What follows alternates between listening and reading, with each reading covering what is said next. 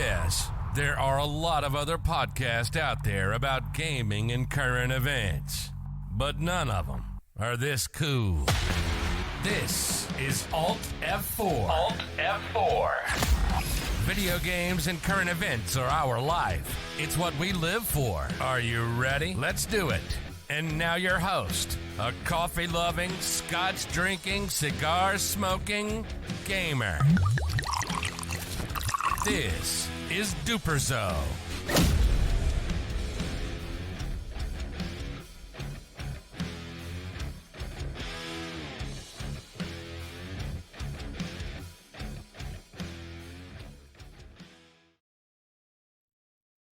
What is going on, everybody? It has been a hot minute because schedules just got out of whack and I got sick and it's just kind of been a disaster the last month. But we're back. We're going to be talking about something very specific to start off the podcast. It is going to be about where to begin when you start Final Fantasy XIV and how to go about being efficient with your progression, efficient with just what would be the best way to start off with if you're going to do a Disciple of War class or a Disciple of Magic class. So my brother Miguel, known as Canis, will be here to talk about that. But really quick, I do want to just mention, I am not sponsored by these guys at all. This company doesn't even know I exist, except I bought their stuff from them. I have a bad habit. It's called dipping. Okay, I do every so often. I have gone into non-tobacco products because I don't want to kill myself early. However, stop spitting in your water bottles or soda bottles and get yourself a portable spittoon from mudjug.com. You can get them for like $39.99. They run sales all the time and get like a 10% coupon, and they are pretty freaking great. This one's the faux hot guy from V for Vendetta with American flags on. It's actually pretty fucking sick. So they'll do like four different skins. They'll launch them, they'll sell them, and then as they filter out, they discontinue them, and then sometimes we'll bring them back for a holiday special. But anyways, that's my little shtick. It's a good company, so you should check them out if you do. And Miguel, how you doing, bud? Doing pretty good, man. And just want to apologize to the audience. I am using like iPhone headphones. My stuff went down for a little bit, but it should sound a lot better next time. So not a problem. So yeah, we're I know like in our free company Discord chat, we've had I've overheard conversations, and I've had conversations about like, okay, like if I get to this point in the game, like what would be the best way for me to be efficient? Like what should I focus on? Which would be like, you're going to start doing MSQs or main story questing, for those of you who don't know what MSQ means, to level up a secondary class, etc. Right? So then I just kind of thought about like, there's so much stuff on YouTube where it's the top 15 things to do when you start World of Warcraft, or the top 15 things to do when you start, etc., right? And I feel like sometimes, though it's good information, it feels like sometimes it can be a little overwhelming. So because you are like the Serpa of Final Fantasy and our free company leader, I'm going to kind of hand that off to you about like, like I said at the very beginning of, if you're going to do Disciple of War, what's the best class in your opinion? What should you focus on? I know, for example, that when I first started, I was selecting all the gear as my rewards for my quest. You're like, yeah, don't do that. Get the gold. Yeah. Get take the money. Don't do the gear. Get the money. You're gonna want the money over the gear. So, go ahead, man. Yeah. So just to feed off of that, yeah. So whenever you start, at least in Final Fantasy, it's kind of overwhelming because you have like basically 9 to 10 years of content that.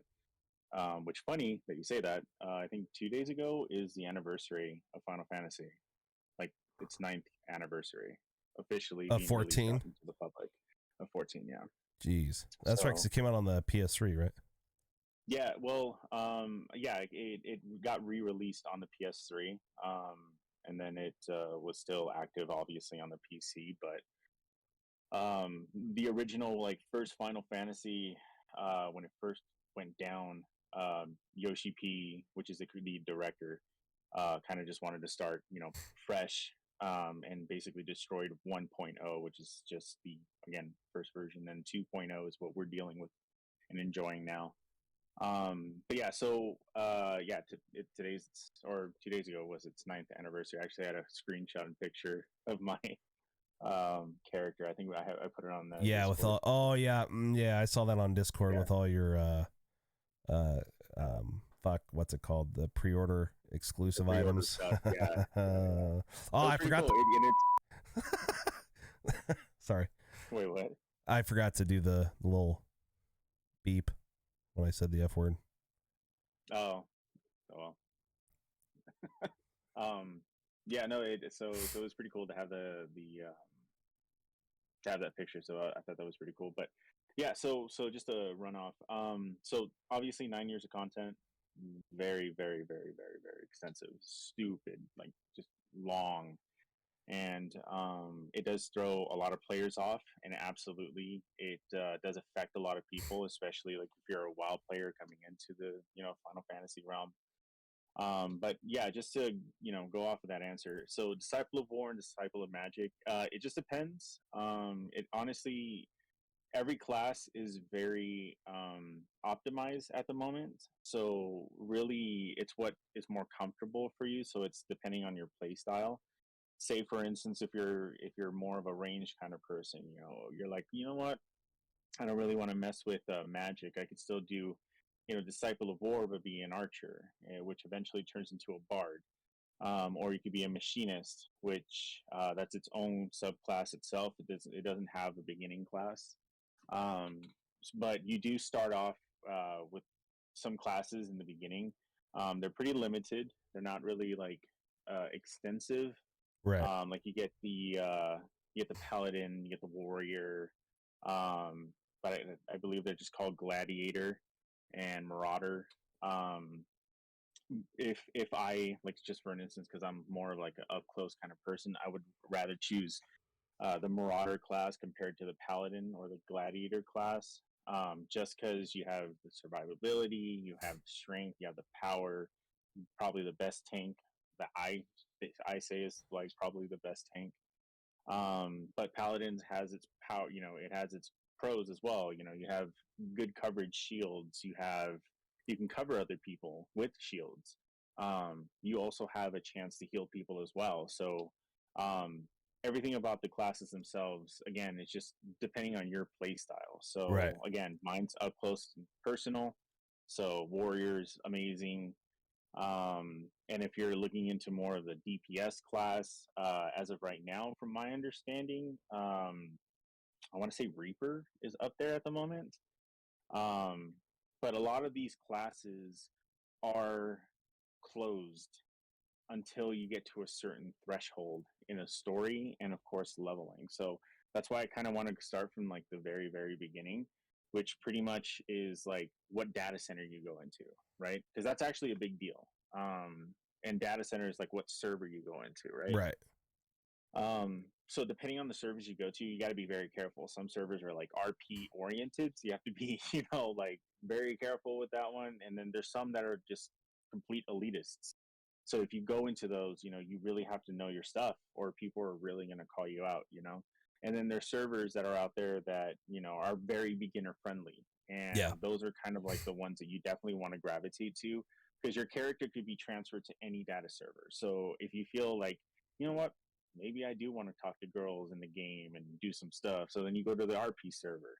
Oh no, you know what? I feel like I could be the best of the best and start, doing like first world stuff, then you go to these type of servers. So um I can't really give you too much of a list at the moment, but I will say that the Crystal data center is probably the ones for the RP side.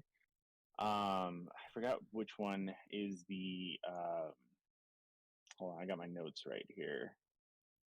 There we go. Okay, so yeah, Crystal is pretty much the RP area, so you want to stay away from that if you're not really into that.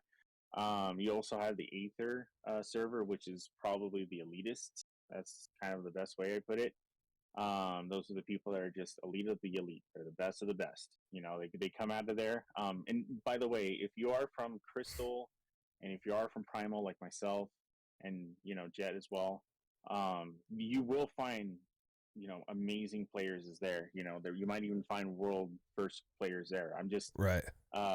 I'm just saying, from what I've seen, a lot of people that come from like other servers like Cactar and Gilgamesh from Aether, they're like literally top ones, and sometimes even the Japanese servers. So, and I know for a fact like Crystal is like RP. So, so yeah. So if you want to be in the easy side, I would probably say the Primal servers are pretty much the good spot. They're kind of the 50-50. That's where again our server is at. And then the cool thing is, this is an only Final Fantasy thing, which I haven't seen in any other MMO.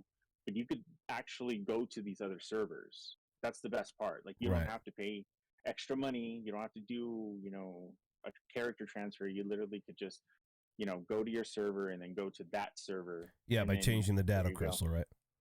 That's it. Yeah, and it's what is it? It's you can go there. You can even befriend people, add them to your friend list. You just can't join a free company if you're not in that server, correct? Correct. Yeah. But you can run content with them, right? Like you can party up with them and run dungeons and raids, right? Yeah, so you could run dungeons, raids, you could do all that other stuff, but you can't do, anything. You don't have to do like, or I'm sorry, you can't like buy any housings. You can't do stuff like that. Apologies, my daughter came in. No, it's okay. So yeah, you could still go and do like the normal raid party stuff, or go into dungeons, unlock content, stuff like that. You could even hang out at their housing, but there's still limited things that you can't do like you were in your own server, like creating an FC, a free company, which is a guild. You can't own a housing. Most of your stuff is pretty much locked in that aspect. So it's not like a deal breaker, but most of the stuff that you want to do in Final Fantasy is going to be is going to be pretty much locked to you. So yeah. Right.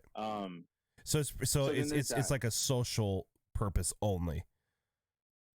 Yeah, social and still do content. Like you could still, again, you could do your raids, you could do your. Well, no, that's what I mean. But like you can't set up residence, you can't join a free company, things of that nature is what I mean by social only. Like it's you're visiting to play with friends who you met, whether it be like, I mean, I know I have coworkers who they're not on the same server as we are, but I just switch the data crystal over and go run something with them really quick and then hop back over. So.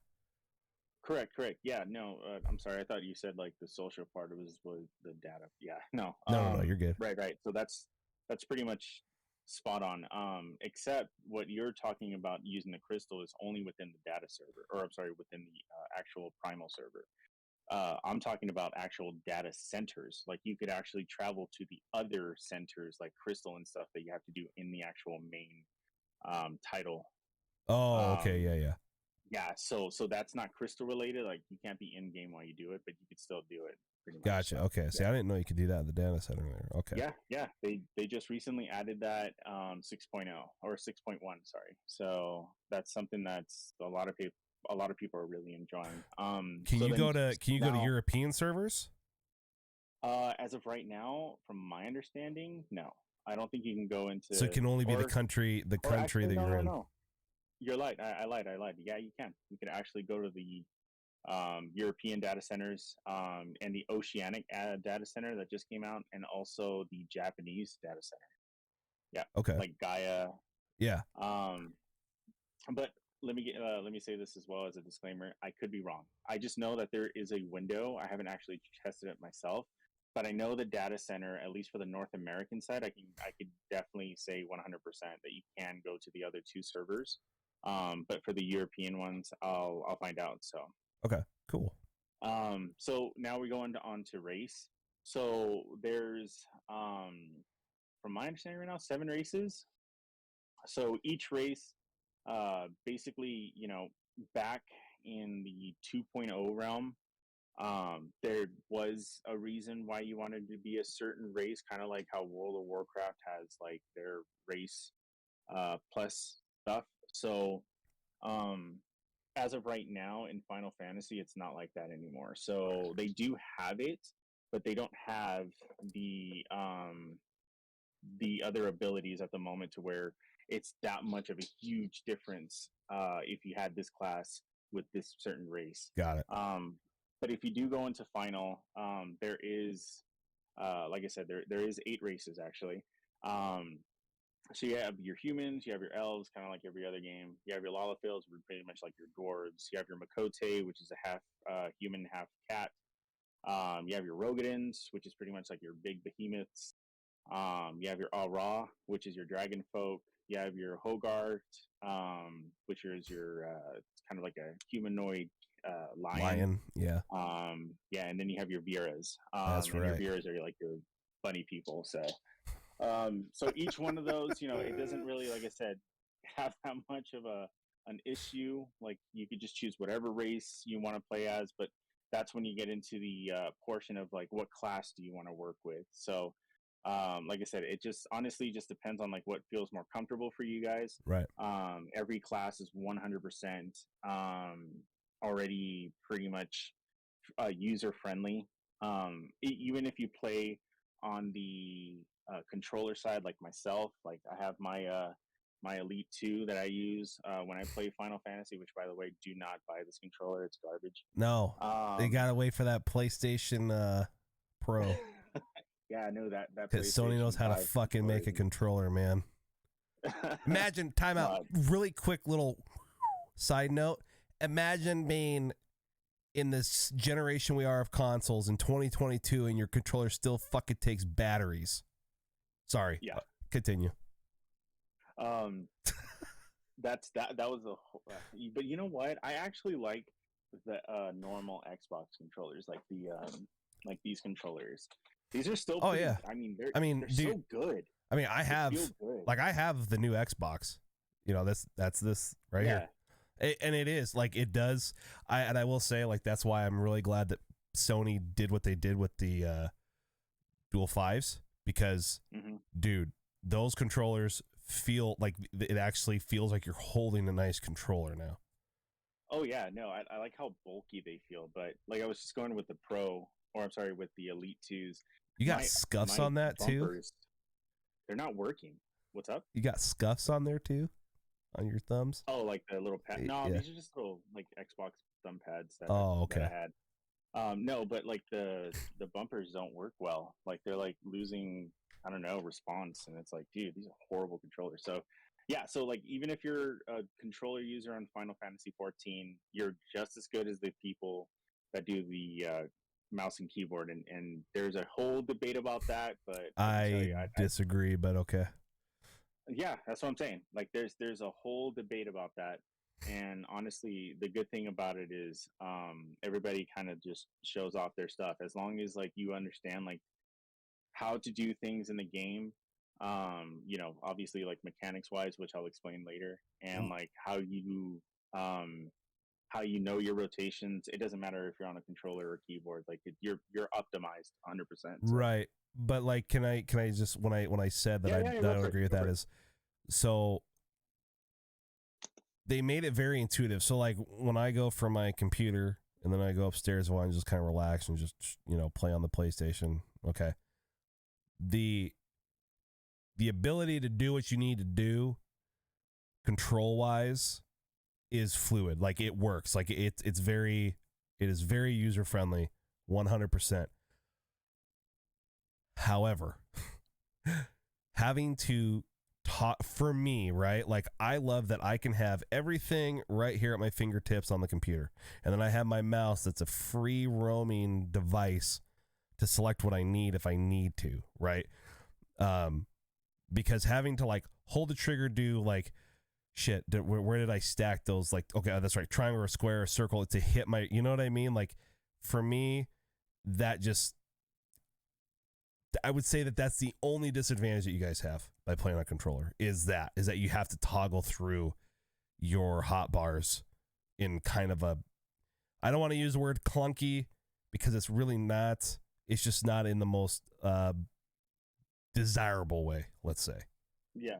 No, and I completely understand that. A lot of people say that, switching between like our taskbars is very difficult to like, transition when you're doing your rotations and stuff. But there's actually like some sub menus to help you as a controller user to get your abilities a lot faster without using the whole changing into different tabs. So it's like what, macros for a controller? It basically like macros for the controller, yeah, and that's something that was integrated especially for Final Fantasy. This is not like a sub thing that you have to download in order for you to do this. Now, this is like the developers solely understood like this is what we should do so that players can get every ability in their character stuff. So a lot of the stuff that you have like on your taskbar is actually for the controller. Right. They developed the game for the controller. They didn't develop it for the online. So or for the PC. So a lot of the play testing, a lot of the stuff that they normally do is on the controller. Like they focus on that because they know it's easy to just put a taskbar and then put your spells and stuff like that. But what about a controller? So that's why they go based off of that. And then eventually they optimize it a lot more for the PC users. When they do their presentations, like their live letters, which is like what they talk about with the like the new things that come out, they do play on the PC. Like they do show everything on the PC, but there's sometimes that they actually show it off with the controller. So it's pretty cool. Like you don't have an MMO out there that does that for you. So I thought that was a kind of like a nice niche to us controller users. But yeah, so just to get back into it, the controllers themselves or the PC, whatever's more comfortable for you, every class is optimized for all of it. So so now that we go into the world, you create your character, you create your class. There is like a date for like your character's like birthday and stuff like that. I still don't even know what that was for, to be honest. Like you could just put like whatever date you wanted to put on there, but it used to be some kind of like, if it was your month, you would have more like pros to that month. But yeah, but I don't ever see that. So I mean now with 2 or 6.2, the new raids, they're actually based on like the months of the year. Oh, okay. So it's actually pretty cool that you get to see like the actual character model of these gods, yeah, for these months. So, yeah, absolutely. Which is pretty cool. I didn't know that. Yeah. So I'm when it comes to MMOs, dude, I'm just a chimp when it comes to that shit. Like, I don't even pay attention. I just, I need to kill that guy. I'm just gonna do it. Focus on the AOE's, see what's happening. That's it. Like, exactly. And that's the thing with like at least for the MMO world. Again, even being in WoW or being in Guild War 2, like the lore of their stuff. If you're so interested in it, man, there's just so much in your plate. And I think that's what like throws people off too. So. And then I guess now that you're in the world, you're gonna see these icons basically, and these icons are your quests. It's anything that has like a exclamation point, but there's a specific one that is for your main story quest, like you just said earlier. That one has a little flame around it, which is the crest for Final Fantasy XIV. That is your main. Like that's what progresses you through pretty much all of Final Fantasy. If you ever look in your screen, it'll say current main scenario quest, and it'll show like that little flame with a little foot that tells you like this is going to be the location on where you need to see it, and it's on your screen, on your HUD. So they don't let it go away. Like that's something that's main on your character that stays on there. The best possible way, and everybody in Final Fantasy says it, and you said it yourself, the fastest way to level is main scenario quest because it unlocks all of your classes, or excuse me, it unlocks all of your dungeons. Actually, most of your dungeons. I don't want to say all. Most of your main dungeons.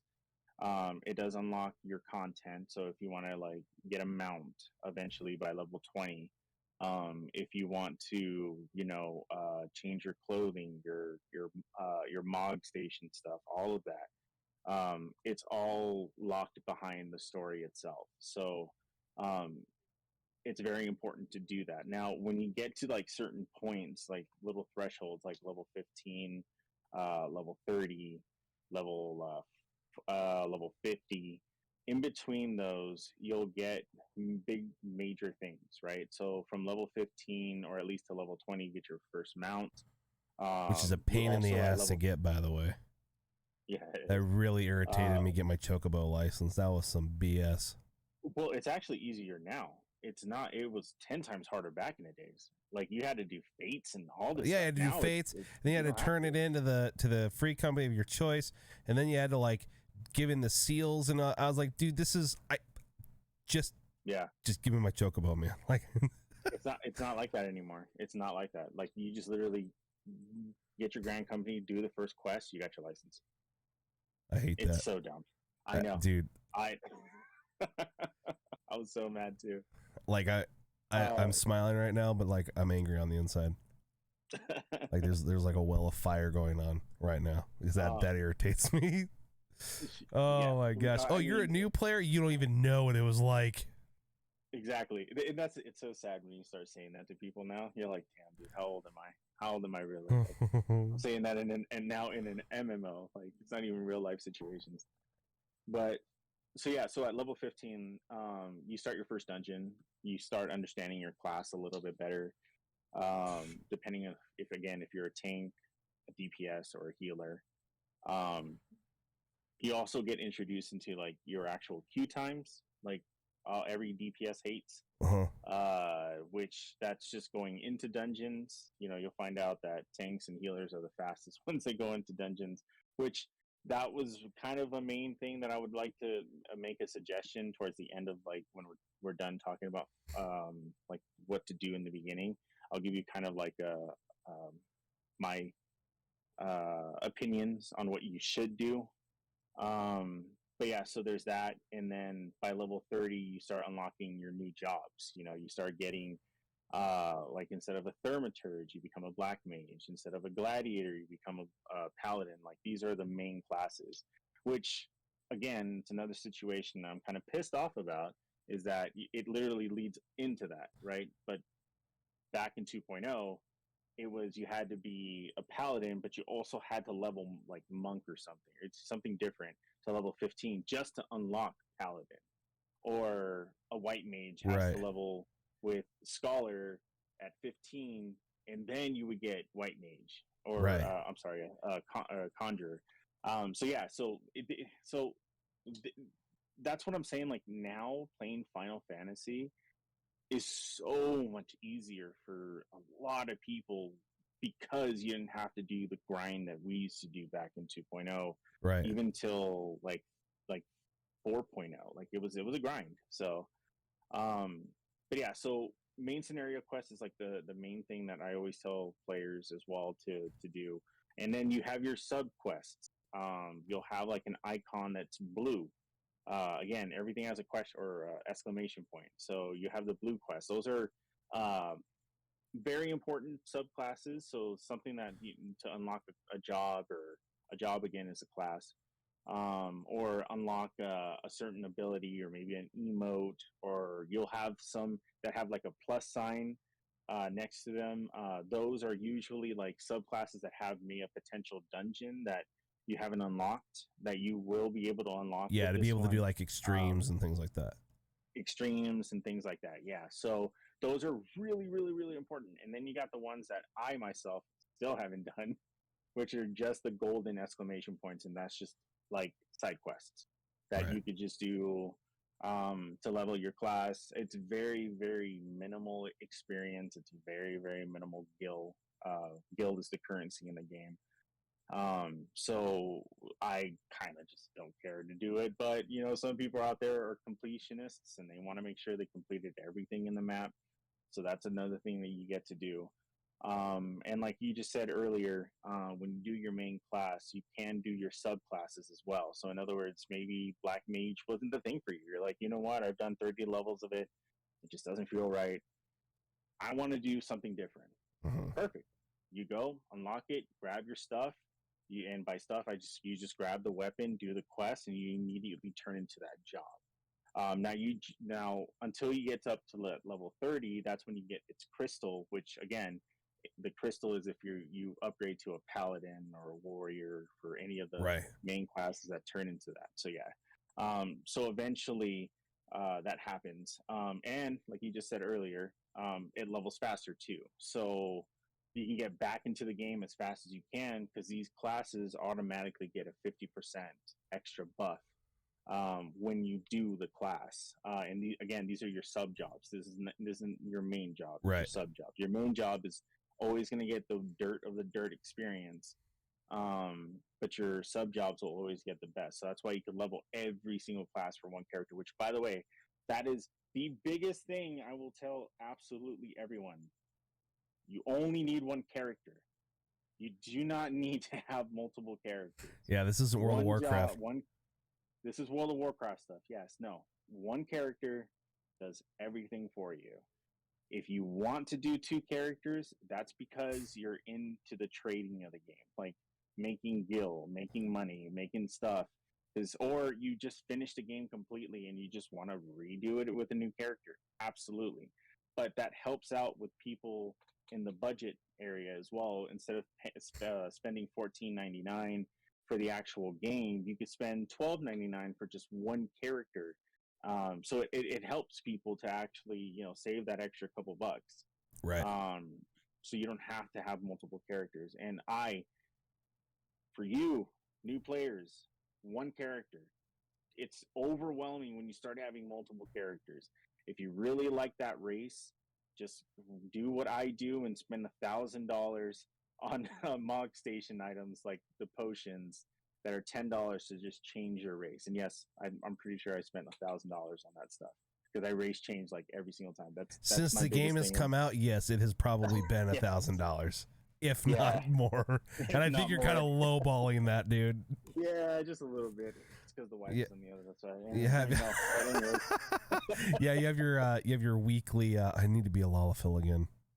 Yeah, I need to get back to my little man. My little precious moment doll. And I actually have a coworker that has a precious moment tattoo on her forearm. What a nerd. It kills me every time I see it because I think it's a Lalafil. I don't know why. You're welcome. I was gonna say you're welcome for that, dude. What a nerd. He has a porcelain. Oh my god, that's okay. Yeah. I thought that was funny. So there's so that's pretty much that, at least for any beginner. Enjoy the story. It's an amazing story. So but a lot of reading. A lot of reading. Oh my god. You'll start seeing from like 2.0's content, which is A Realm Reborn. When you transition over to Heaven's Ward, you start seeing more videos with characters actually talking. And then you go into Shadowbringers, and again, more characters are talking. So they try to minimize. What's the word? Minimize? Yeah. So they try to minimize much like text and more speak because people were more interested in that. So just to tell you right now, with A Realm Reborn or AAR, it's hard. It's hard. Just bear with it.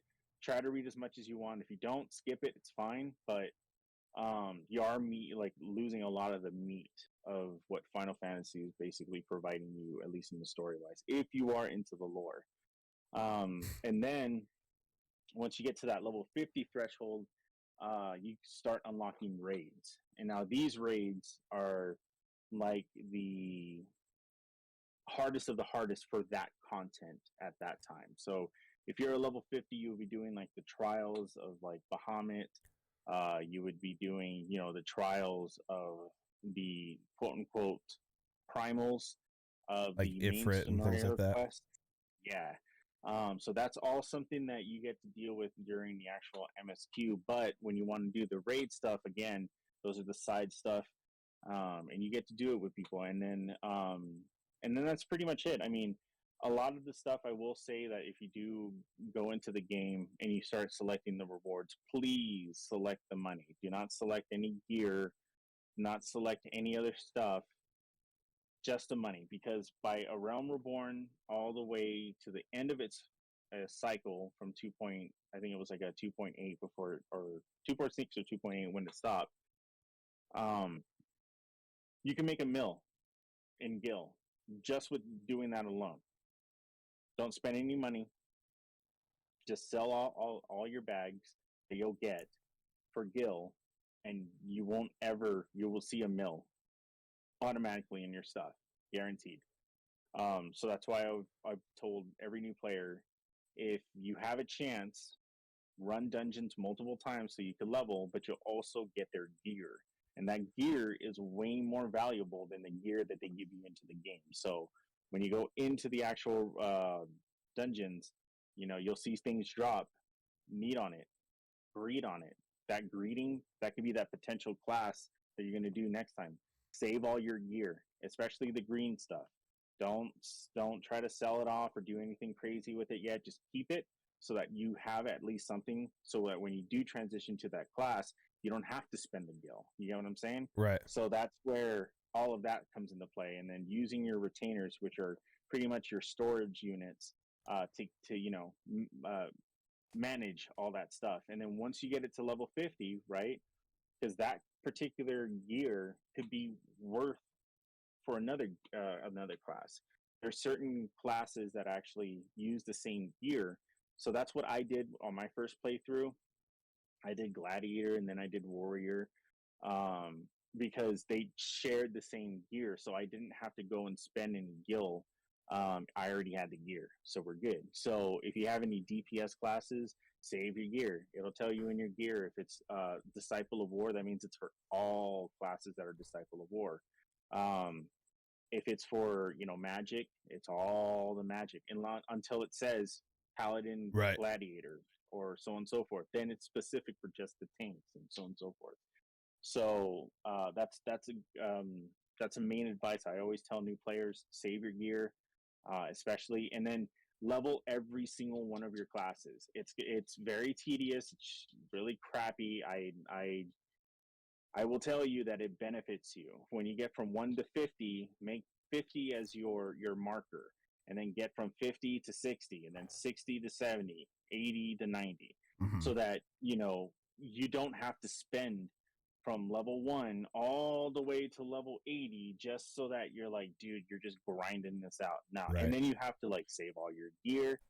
It's a nightmare. So that's where it starts getting crazy. So again, make a threshold from 1 to 50, level all the classes with the same gear that you have, throw away that gear or sell it off, or actually you can't sell it off. You can sell it for seals, which those are good too. You need seals. So absolutely. Yeah. So you could use it for your seals, but yeah. And I think that's, as somebody who got into MMOs really late in life, because here's the thing, when World of Warcraft came out when we were in high school, right? Yeah. I stayed away from that game because I have when it comes to video games, I do have a very addictive personality to it. And I saw my friends destroy their first two quarters of high school. You know what I mean? Just right. They just effed off, didn't do. Okay. I made my point. So when you introduced A Realm Reborn to me when I was living in SoCal, and I remember that because you got me the game, and then you're like, I'll pay for your subscription for 2 months. Just see if you like it. Okay. And then I did, and okay. So it was I would recommend that if people are wanting to get into the MMO scene, personally, I think Final Fantasy is the best starting MMO game that is out there. That's my personal opinion. I could be wrong. There could be people who will blow me up in the comments. But here's why. Because then fast forward to 2017, I think it was 2017, and you got me into World of Warcraft. Legion. Do you remember that? Oh, yeah. Mm-hmm. If I didn't have the concept from Final Fantasy, the overall difficulty of World of Warcraft, it would have been way overwhelming than it is, because it still is. I mean, World of Warcraft is a very overwhelming game. I mean, the fact that you cannot, teleporting sucks in World of Warcraft compared to Final Fantasy. And I do like the fact that like you cannot be all jobs with one race. That still annoys the absolute crap out of me. It just does. So, but anyways, my point is like, those of you who are going to get into this MMO, play through it and then do yourself a favor and go play World of Warcraft as well, because as difficult as that is, and I just said, and the kind of the gripes that we have about it, like, I'm looking forward to Dragonflight. You know what I mean? Like, I do enjoy World of Warcraft. And so if you have that baseline of what to look for, and what I mean by that is, my biggest thing when I first got into Final Fantasy was like figuring out how the questing would work. Does that make sense? Oh yeah. And so like, right, so you know what I mean? Like, okay, so hold on. It's like, well, wait a second. I did this, but now where do I go? Like, I'm not fine. You know what I mean? And in that way, MMOs are very similar. And if you know that, and if you have a game like Final Fantasy that's very user friendly, to say, okay, so you did this, and now you need to go do this, and then you need to do this, and now you can go here. It all translates to other MMOs. Correct? Yeah, absolutely. Right. It's more, it's just more friendlier. Final Fantasy is a lot more friendlier. And again, a lot of people don't really, or at least I'm going to use like the gamer side, the MMO side, like you were just talking about. A lot of people that come from MMOs, when they go into Final Fantasy 14, they're like, this is too easy. Because it's true. It actually is very easy. And you could play Final Fantasy 14 your way. If you go into World of Warcraft, there is no, you have to play World of Warcraft this, or you can play it like any way you want. No, it has to be this way. You can't do this. It has to be this. Right. And then all of a sudden, you start getting like gear, and you're like, what do I do with this gear? Oh no, you have to add this to make it this stronger, and do this quest to make it do this. Right. Blah blah blah, and this and this and this and this, and it's too much, because the problem is for people that are like, I mean, not introverts, but you know, just people that like to be with themselves. They don't like to play with other people. How are you going to get that information without contacting other people? You know what I'm saying? Like, right. Exactly. You have to have a guild, or you have to have someone to guide you to do that. In Final Fantasy 14, you do not need that. You don't. You have your novice channel that you can talk to people and give you kind of like a rundown and advice, but that's it. Like, you don't have to be in a guild. You don't have to do all this stuff. You can literally play Final Fantasy at your pace, which is absolutely phenomenal. That's one of the biggest things. Like I just said to you about the 1 to 50 and so on and so forth. Yes, that's a lot of time and consumption in your life. Like, it consumes everything, because you have all these classes to work on. But you could also just be that one person that just wants to level one class to 1 in a 90. I also want to say that, like, this, to make it user friendly, the smartest thing that Square Enix did was to add NPC dungeon runs. Yes. When they added that, and here's why. Because for me, okay, so I tank, you know, that Gunbreaker, let's go, baby. But I'm going through Endwalker right now. And it used to be that when you get to the dungeon point, that can be a wall, because you're going to have to wait to get into a queue. And then, are you playing with new players? Are there other players who know what's going on, and they're going to get frustrated with you because you're not doing the mechanics right? So to resolve that, to run a dungeon with the NPCs, it can be a little frustrating, because I feel like sometimes they don't heal me as fast as I'd like, but it gives you the opportunity to learn the mechanics. And it's like carefree. It's like, hey, you know what? If I mess up on this one boss, I don't care, because nobody's going to be yelling at me. You know, you're so stupid. What are you doing? You know, it's like, okay, hold on. Well, I've never done this dungeon before. Let me figure it out. This is my first try.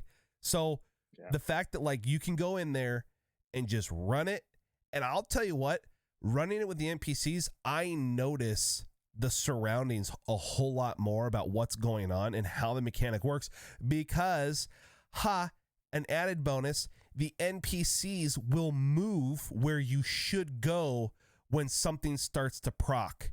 Like if there's a massive damage AoE that's about to hit, they're going to move to the one side of the corner of the room where you need to be. And the only way that you would know that that's where you need to go is if you've played it before, over and over and over again until you figured that mechanic out.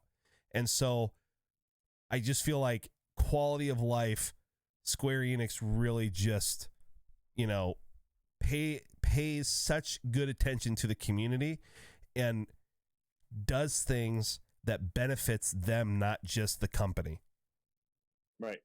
Yeah. So that just goes back to like the whole, making it friendly and just helping users that are new to even MMOs, which by the way, my wife is new to MMOs and she plays Final Fantasy 14. Regardless, she hasn't played in a minute, but when she does, she understands. And this is literally her first video game ever. And she knows how to, play the game. And that's the great thing about Final Fantasy is that it could teach from people that never picked up a controller to their life, or a player who's picked, is so elite at video games that, they have like the content that they can do and it's there for them, So, that's why 14, I always recommend a lot of people if they do, play MMOs or if you want to start an MMO, that's the first thing I always tell people to go for. Right. Final Fantasy 14. So, but that's pretty much my niche on at least helping people out. My little end thing that I would like to say is to give people kind of a, I guess, like an idea or help from what I should have known when I first started playing the game. Obviously, one of them is the gear. I was just telling you guys that's very important. Another one is again having one character. That's very important as well. I will say joining a free company is very important as well. So when you do go into the game and you are new and you're a little sproutling, you'll see a little like a green flower on top of your head. Yeah. A lot of people take that to heart in Final Fantasy. The community is absolutely phenomenal. There are some, little asshats in the game, but you mean all those golden crown jerks?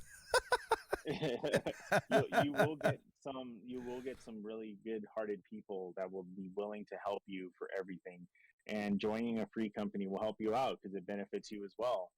It gives you like 15% extra experience if you're in an FC that actually runs buffs into the game, or helping with any type of content. Like I was just saying earlier, when you're a DPS, it's hard to get through the queue times to try to get into a dungeon. So you have that one partner that says, "Hey, I have a tank. I'll just push you in, roll with me."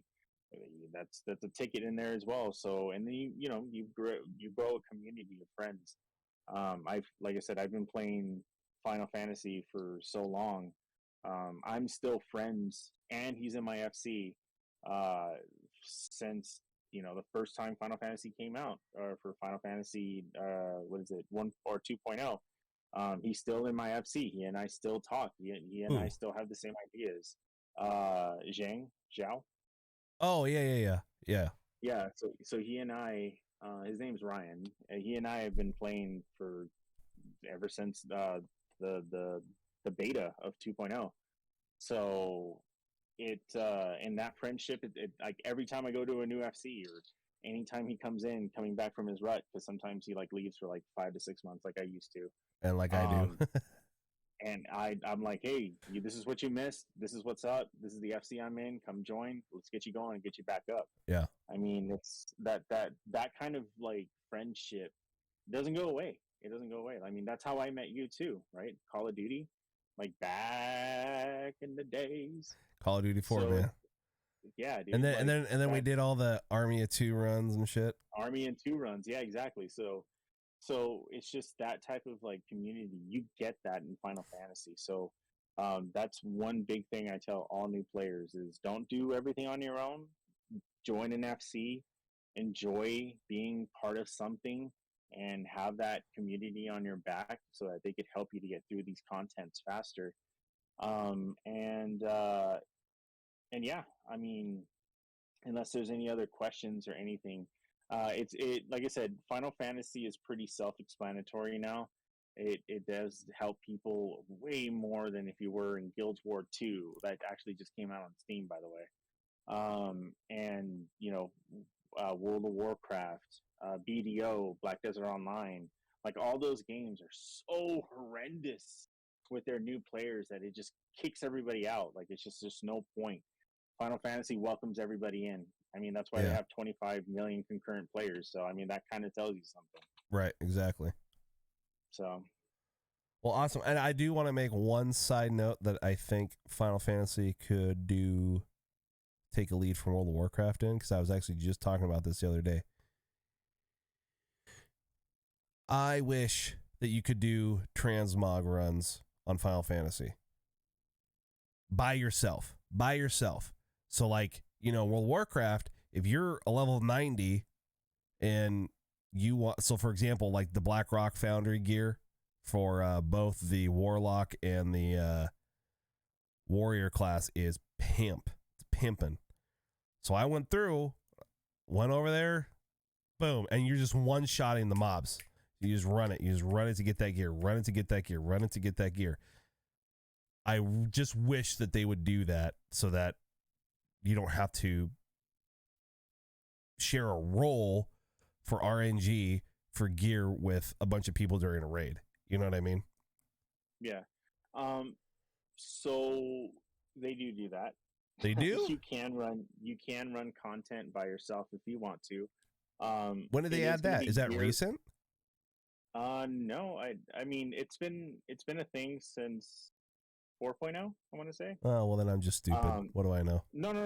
Don't. And that's what I'm saying. Like you're still grabbing concepts as well, and then you come to like players like myself who will give you that insight. Huh? I didn't think you could do that.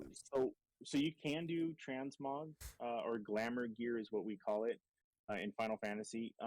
You can do dungeons. Let's say, for instance, I'm a level 90 warrior, right? So, and like I was just explaining earlier, warrior is like the best class for survivability. So you can do those early dungeons and you can grab whatever gear you want to grab and just go. And actually, that's other ways to make currency in the game as well too. But so yeah, you could literally jump into an unsync. It's called an unsync dungeon. So basically, it doesn't sync you down to like the actual relative of that dungeon. So if it's a level 50 dungeon per se, you can literally just run it as a level 90 on 50, and you're basically one-shotting everything to grab the gear that you want. Up to level 70, I think it is. Whatever class you went in as, they would give you one piece of gear that drops for that class in that dungeon. So for an instance, if you were to roll something, it's still going to be RNG based. It may not be for your class. It may be for a different class. But at the end of the dungeon, they give you one piece of gear that's actually your class. And then if you run it, I think 18 times. Hold on, let me say 1, 2, 3, 4, 5, 6, 7, 8, 9. Okay, so 10 times. Actually 11, including the weapon. So if you run it 11 times, you'll have the whole set. Oh, like that shit. fast. Yeah. Now, 80 and on, they don't give you that option. It doesn't give you that one gear set. You still have to do your rolls, and you may not survive at level 80. Right, because there's only a 10-point difference. Exactly. So if you were to run it with another mate, like a healer or a DPS, you can do it. Simple. Just you two and just run through that at 90. You can handle it. Absolutely. So no, they do give you the option to do glamour runs. I do it all the time. There's certain gears that I like at level 70. I actually just run my level 90 and run it. The only bad thing is, like I said, actually no, I think it's level 70 is where it like the threshold stops. It doesn't drop that one gear for your character. So, but level 50 and then all the dungeons all the way up to level 70, even 69, you'll get that one piece of gear that you want. Huh. So. Nice.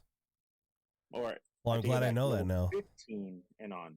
Yeah, because you can grab all the early stuff too. And again, that could also help you for giving gear for your characters. You know what I'm saying? Like Yeah. you'll always have something to help yourself out. Sick. Well, I'm glad I said that because I totally did not think you could do that. That's awesome. Yeah, yeah. Maybe we should do it later. Well, I have to be at work at 8:30 in the morning, man. So tomorrow, maybe. But yeah, so for all new players, just enjoy Final Fantasy. It's absolutely one of my favorite MMOs. So take your time with it, enjoy it, play it at your pace, have a community, and yeah, just have fun. Yep, I agree. So, kind of switching gears here. We're gonna take that off. You had mentioned that we should talk about some stuff from Gamescom. So yeah, just real quick. Yep. Because there's a lot of like trailers that came out and some interesting games that I'm very interested in. So yeah. I mean, I'm just glad that finally, what's it called? Hogwarts Legacy got to the ability to pre-order it started. Right. You best believe once I get my paycheck, I'm going to be getting that digital deluxe edition for all the stupid dark wizardry like crap. Yeah. And you know what, dude? Like let's like talk about that for a second, because like there's so much. I feel like there's so much unnecessary controversy over this game. Like, do you know what I'm talking about? I actually don't. Okay, so you've got the fact that the game, one of the sub things going on while you're at Hogwarts, okay, is that there's a goblin uprising going on. And you have to help squash that rebellion. Okay. Apparently. Okay. And the drama is that the goblins are, this has been ever since the movies came out, even since they're slaves. Huh? They're slaves. Slaves, Jews. Okay. All right. I guess. Well, no, I mean, if you look at the Gringotts goblins in Hogwarts, the first movie, dude, that is classic, like, making fun of Jews. Okay. And I'm not saying that's fun. I'm not smiling because that's funny. It's just it's awkward. That is true. But to say that, like, we shouldn't even touch the game, nobody should buy the game, nobody should do this because it has some offensive content in it. It's like, dude, like, it's a flippin' game. And if you're that, like, upset about it, then how about if you play it, if they give you an option, choose the way to not be an asshole to them. You know what I mean? Like, fight the power that way. And then two, people are still on it about the fact that, well, Harry Potter's a J.K. Rowling IP. Okay, well, J.K. Rowling has nothing to do with the video game. They didn't consult her on anything, as far as I remember reading. So this whole turf stuff that she's been accused of being, and because of things that she said about the trans community and things like that, it's just like, guys, like, it just comes down to, can we please just enjoy content for what it is? Even if there's borderline issues here and there in the game itself, like, is it really that serious that we have to, like, not buy it or not play it or not even talk about it? You know what I mean? So the only reason why I don't understand these, like, these issues that a lot of players which, by the way, a lot of these players that are playing are obviously of a certain agenda, right? I'm from a crew in the 90s where I play a game to play a game. Right, same. Just like you. I don't care about what happens politically on our outside world or the agendas of our outside world. We play video games to escape that, right? That's right. The point. If we really want to get down to it, I'm going to bring out my nerd card real quick. Goblins are addicted to gold. That's just what they do. Play D&D. They cultivized it. That's just what they do. That's part of their instinct. Kind of like how a squirrel gets a nut. Like that's its instinct. Goblins do the same thing. That's just what they do. Okay. Right. Now for the slavery part, sorry. And now for the slavery part, it's the story. It's in its story. Like goblins were slaves. I mean, what's so difficult to understand that? It's just Right. what it is. Right. It's not something that it has some kind of agenda towards our outside, like lives. It's story. It's story. It's fictional. Do you see if like a wizard outside like flying with a broom? Like, Shut up, Muggle. right now? Shut up, Muggle. I'm just saying. Like, do you see people like vanishing with wands? Like, no, it's fiction. It's fiction. It's not something that is real. And if it is real, Right. wonderful, awesome. But I'm sorry, I haven't seen it, so it's not real. It's fictional. It's in a game. It's in a book. I mean, I would love to be a Witcher. I would love to be during that time. It's just you will never see that. So why are you bringing something that is real into something that is fictional? That has nothing. It has nothing. It may cultivate our younger minds to think, oh, they're slaves. Well, then that's bad parenting. You're not teaching your children properly. Yeah. Teach them the right way. And your kids right? shouldn't be looking at a game that's that rated anyways if they're not the appropriate age. To understand it. To understand. Yeah, to understand. And it's like, dude, like you can say like, okay, like this shit that's going on in the game, like real world and fake world concept, it's wrong, right? And that's it. Like you could just like you could literally say what is happening is wrong.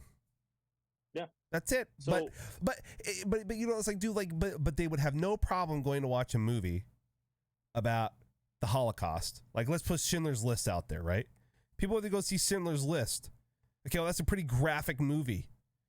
And I can guarantee you that every actor and every person sitting in that movie theater, excluding a white supremacist who might go to that movie, sat there going, wow, that's horrific. That shouldn't happen. They weren't going there saying, wow, this is fun to watch. This is great fun time.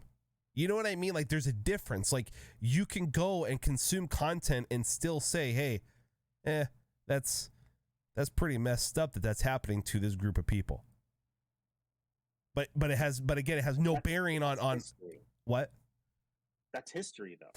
Right, I know, but I know, but you get no. But okay, but slavery happened too in history too, is what I'm saying, right? All I'm saying is like shitty things happen in entertainment mediums, and you don't have to get offended and just want to block it out just because that particular thing that's happening is offensive or it's hard to watch. Does that make sense? Absolutely. I mean, again, it's just my point. It's fictional. Just enjoy its story. Take what you want from it, right? Like the moral values, right? Okay, you said it. Slavery is horrible. Okay, slavery is horrible. That's it. Like, you took something from that. Like, you see these goblins having these issues. Like, do you want to do that to your fellow human being when you were done watching this movie? Absolutely not. So then take the good from what you see and then learn from it and not reciprocate. That's right. That's it. Yeah. Like, so no, I don't hear about these dumb things, because at the end of the day, I'm here to enjoy something that I paid for, that I'm enjoying, and I don't care what you're trying to like bring down into my mouth for me to consume and to keep it within me, because at the end of the day, I'm just gonna poop it out because I don't care. So, Hogwarts. I'm sorry. Oh my God. I'm excited for this game.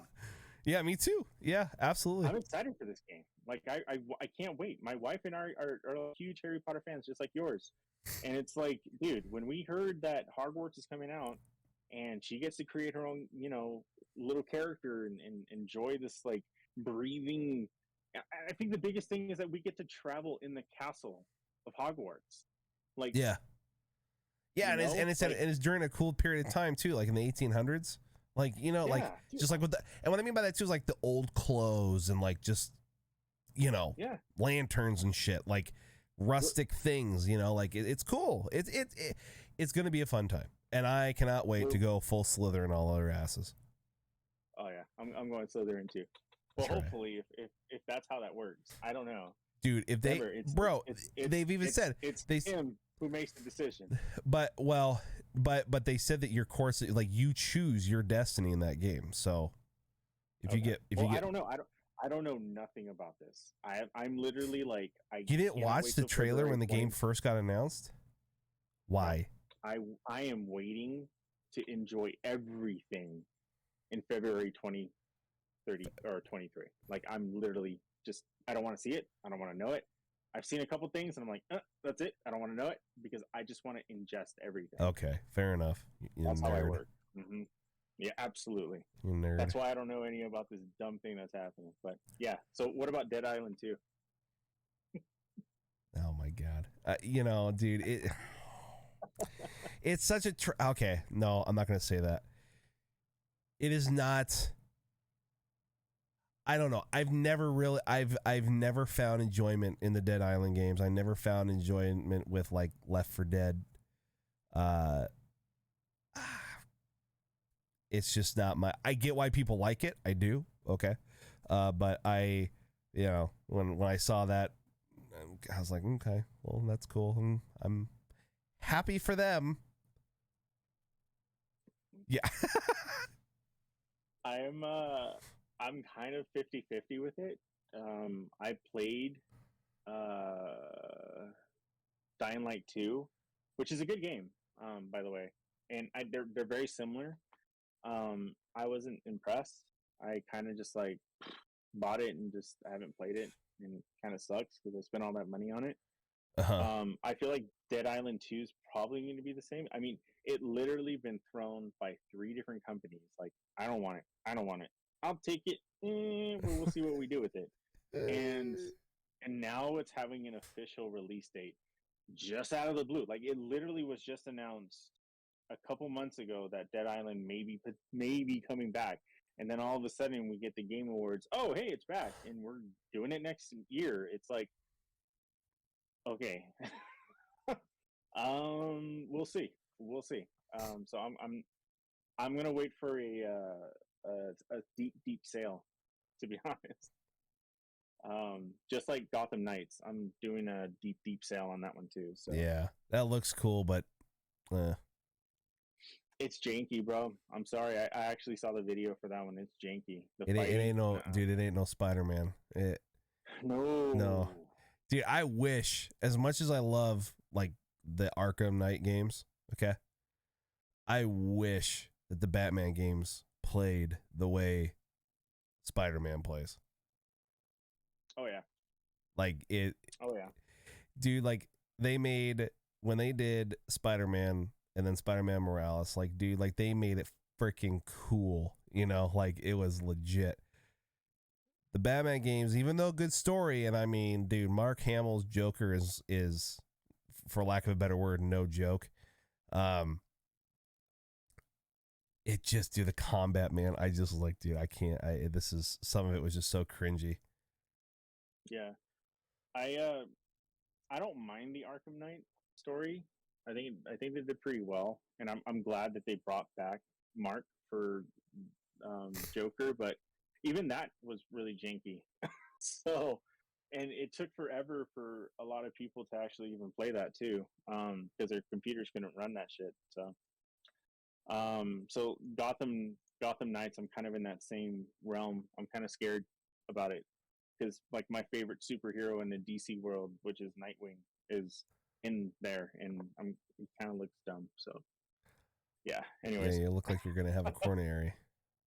Yeah, I don't. It sucks, dude. I have all of his comics. I freaking love his character, dude. Dick is such a cool guy. I like him so much. Yeah, and then Callisto Protocol's coming out.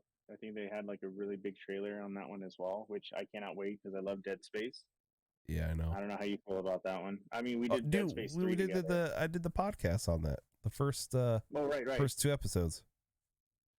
Dude, I can't wait for that game. I can't wait for that game, dude. When they show the environmental kills that you can get that can happen to you. Oh my god! Like you get. Oh, when it happens to you. Yeah, right. yeah. Yeah, because it's gonna happen. Believe it. Dude, Absolutely, like there's like this like cylinder thing that was spinning, and like the monster like pushed him, and like he got his body sucked into it, and his oh my gosh, it was disgusting, but it was cool. Let's see. The controller came out. We just talked about that, which I Well, cannot it hasn't wait. come out yet. They just announced it, right? No, coming out like they talked about it. Right. But there was 2 games I wanted to tell you about. And because you are a Dark Souls fan, and I'm hoping a Sekiro fan as well, right? Uh-huh. Where Winds Meet is the game that I wanted to talk to you about. So it's kind of like Ghost of Tsushima and like medieval like China, if that makes sense. Yeah.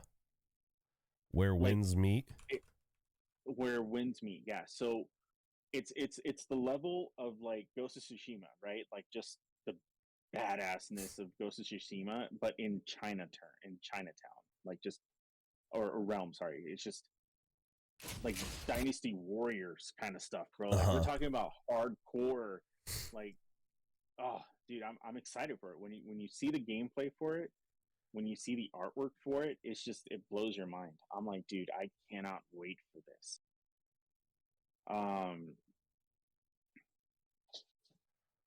There's also Lies of P, if you've heard of that one too. So that one's kind of Bloodborne-ish, best way to put it. Okay. So that one's actually pretty good as well. They showed, the gameplay on that one as well. And let's see, what was the other one that was? And Wulong. So that one is more of the team. It's from Team Ninja, so it's going to be more of like a Sekiro kind of game. Like what was that one game you liked? Or Ninja Gaiden. Yeah, or like that one game that started with a T, Tokishido or whatever. Oh, Tenchi? No. It's like Neo. Yeah. So it's more in that realm because of Team Ninja. Dude, but Denise just dogged you, bro. Oh no, that's my daughter. Oh, that was your dude. Well, she looks like Denise.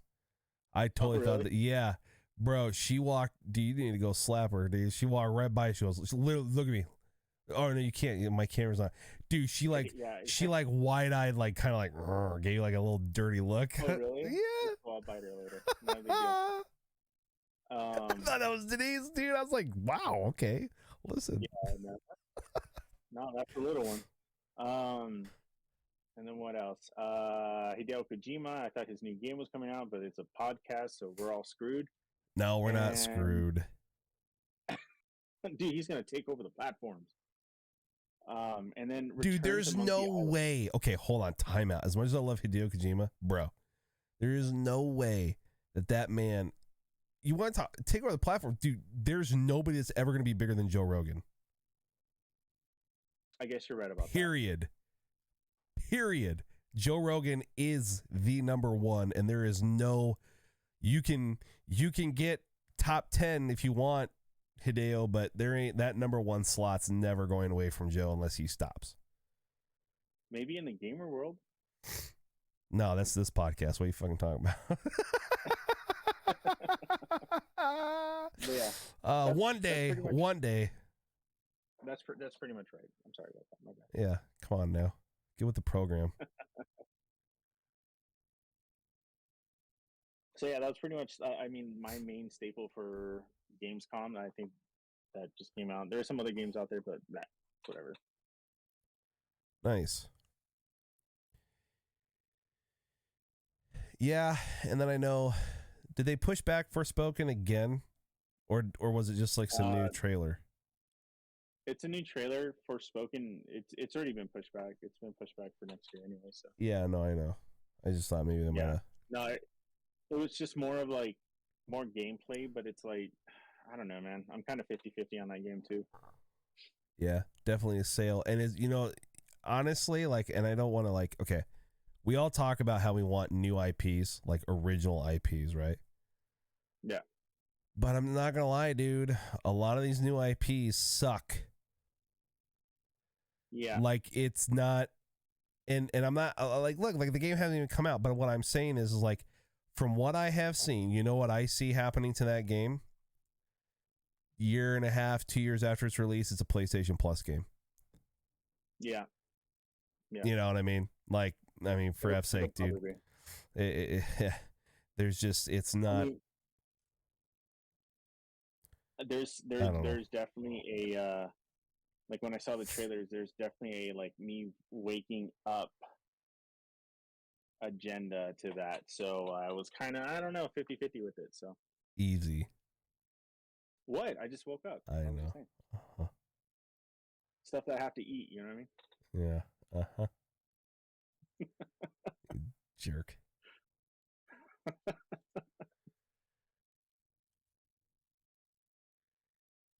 Oh man. All right, what else?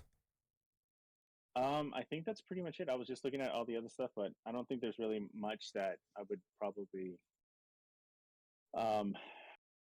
be excited for unless there's something that you saw that was exciting. But no, I mean, for me, like Gamescom pretty much just gave a little bit more footage of games that I've already known about and been looking for, like, you know, Callisto Protocol. You know what I mean? Like, more just, hey, like, cool, you know? Honestly, the only release that I'm now really waiting for an announcement is Breath of the Wild 2. Like, right now, like, if something cool comes out, awesome. You know, we got Dead Space remake coming out in February as well. But other than that, man, what? I will say that I think 2 podcasts ago, I think it was, you introduced me into the Dark Pictures anthology. Oh yeah. Well, I'm stupid. I'm such an idiot. You're right. Yes, Devil and I. Yeah. Yeah. So I finished 2 of them. I'm starting the 3rd one. The House of Ash. Yeah, and I am actually super excited for the Devil one. Like that's I think they did a game preview, but I immediately turned it off because I didn't want to see it. Yeah, man. I really want to get scared. It's good, dude. Like, and I honestly, like, too, for the stream, like in September, like I'm gonna go back and my Elgato broke, so maybe not. But I wanted to go back and play Man of Medan, Little Hope, House of Ash. I can also tell you that The Quarry is a very good game too. I was looking at that. It is very good. It is. I don't know if I'm very good. I don't know if I'm willing to spend the 60 or 70 for it right now. So. It's very good. I will say that there is one more game, and actually, I just started getting into this genre of gaming. It's the 1 versus 4, like killers kind of games, like Dead by Daylight, like Dead by Daylight, or the Jason or Friday the 13th game. They just announced, and this was like a big thing with me. I was like, dude, because I freaking love this movie. Killer Clowns from Outer Space. Yeah. I was like, what? 3 versus 7 multiplayer game? Hell yeah, I'm about that, bro. I want to be one of the clowns. Did you see? Speaking. Oh man, what's the game called? It's that game. Did you see that game where like the gun like talks to you and it's the voice of Morty? I'm trying to remember which game was that. And he won't like, and he's like aiming at a kid, and he was like trying to pull a trigger, and the gun's like, and Morty's voice comes through, like, no, I'm not gonna shoot that kid. Like, do you know what I'm talking about? Like, it just came out. Like, I forgot where I saw it, and I don't remember the name of the game. I know I saw it on Twitter, but I was like scrolling, and I was like, is it the High on Life? Yeah. Yes. Talking gunplay, that one. Yeah. High on Life. The dude. Ricky Morty dude. Yeah, like it's. I mean, it's probably gonna be a garbage game, but it looks funny as shit, dude. Like I was like, it's Yeah, funny. but you know what? Most of the garbage-looking games are actually doing better than the AAA games. Saints Row. I was just gonna say, yeah. There's your shout out to Saints Row, dude. But I don't know, Saints Row. Saints Row has always been garbage to me. I've never liked it. Never liked But it. that's the thing. It's like when you go out and you want to eat like Five Guys, right? Or if you want to go eat In and Out, like it's like good burgers. You love it so much, but then you have that one niche. You're like, you know what? I want a Big Mac, or like, you know what? I want a Whopper. That's how I feel about it. But Saint Row's the Big Mac. Saint Row's the Big Mac. See, yeah. I was gonna say Saints Row is like the knockoff Korean version of Grand Theft Auto. You know?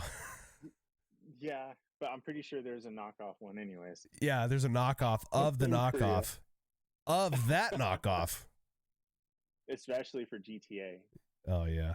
So, have you seen? Yeah, no, so speaking of knockoffs, I'm sorry. Hold on. Speaking of knockoffs, have you seen? I'm sure you have because you have Instagram and all that shit.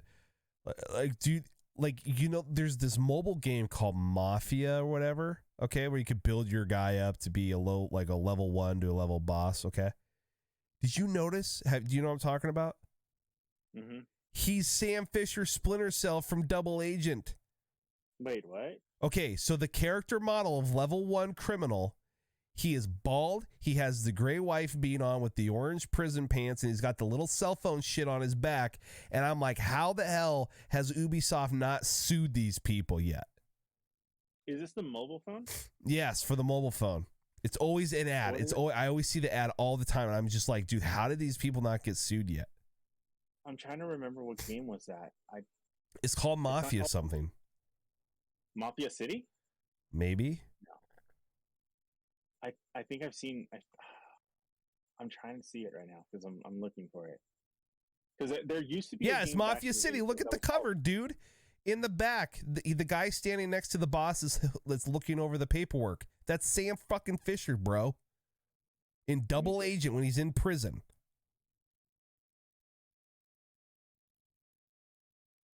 Is it the one where it has one person with a cigar in his hand? He's got the one I'm looking at is I'm on my iPhone. So when I go to the App Store, when I type in Mafia City, it's called Mafia City War of Underworld. And there's like a couple of them, but like the very first one, there's like a dude to the left who's like close to you, like the viewer, and he's smoking a cigarette. And then there's a chick off to the right who's a little bit farther away. Oh, and then there's a desk. You see it? That's Sam Fisher, bro. Bro, no. Yes, yes. Watch the ad. Watch the ad. I don't understand how they haven't gotten sued, dude. I don't get it. Because they clearly took Sam Fisher out of that game and put them in their shitty Mafia game.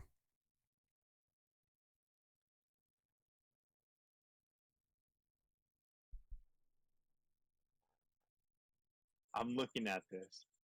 No way. I want to be a level 99 now. Oh, this thing came out in 2017, dude. Yeah, and like I said, how have they not been sued? I don't know. Maybe this podcast will probably bring light to it. Yeah, right. Yeah, right. I never know. Dude, that's literally his same outfit too. That's the same outfit. Yes, it is. Him being bald, the whole thing. The whole damn thing. The whole shebang. Dude, that is his character model. Stop it right now. And when he moves in the commercial, like in the little ad, like when he does a little like crouch walk, it's the same animation. It's everything. It is disgusting how much they stole off of that character. I'm sorry. I sent it to you right now. Look at that. What? Look at that. On Discord? Yeah, bro. Yeah, I know. Bro. So chat chat, look at this. Hold on, let me this is what we're looking at right now. Well, let's see. Let's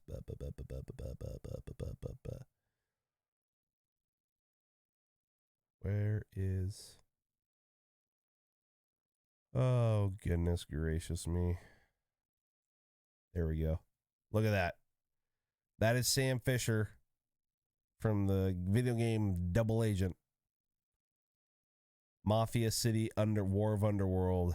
You have stolen him. You jerks. Wait, did you do a side by side? No, I don't have a side by side. Okay, I was about to send it to you right now. Yeah, do side by side. Bring it up. It's fine.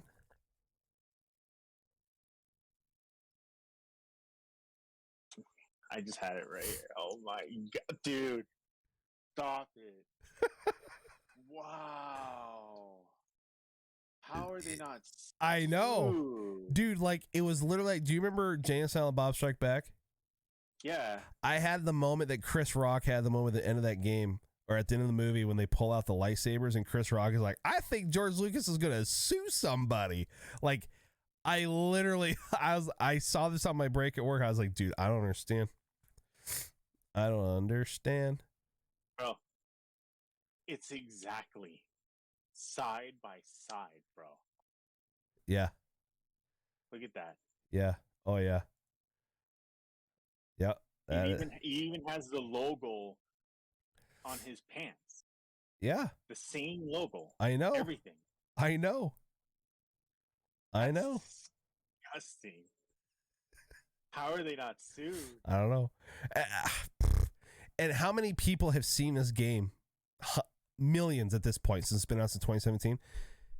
So would it be like Ubisoft wouldn't be aware of it, you know? And like, I'm sure too that like, okay, like I'm sure Ubisoft is like, whatever, who gives a shit, you know? Like Double Agent was so last year, you know? But yeah. But still, like if they wanted to, dude, they'd be fucked. Yeah. That company would literally, dude, not only would they get the character gone, that game would not exist. Like Ubisoft could totally take that game from them and they would lose all the money they've ever made on that game. Absolutely. I'm going to make a petition. And see, they're lucky. Yeah, exactly. Because I'm an asshole. Hence the sweatshirt says assholes live forever in the Avengers logo. I'm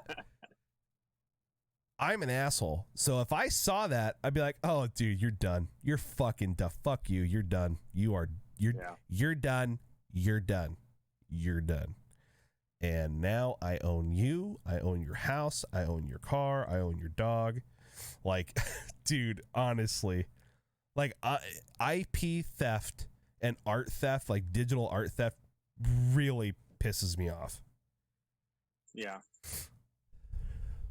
Like it really makes me like it really makes me angry. Makes me spicy. Makes me so spicy, baby. I was just on YouTube just watching the video of Mafia City, and God, dude, that's it's disgusting. Like, how the fuck?